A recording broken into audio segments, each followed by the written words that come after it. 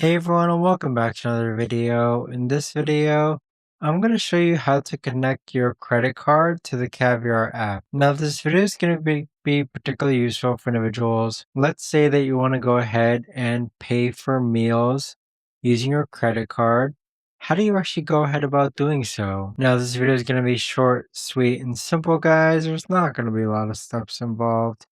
Now, in order to do this, what you're first going to do is log on to the Caviar app. Next, click on Account on the bottom right-hand corner. Then click on Payment, then click on Credit Card, and then this is where you're going to enter your card number, expiration, country, and zip code. But that right there, guys, is the best and easiest way that I know of to actually go ahead and connect your credit card with the Caviar app. If you guys know of a better or easier way to actually do this, let me know in the comments down below. I would love to know. Thanks much for watching everyone, and I'll see you guys all in the next video.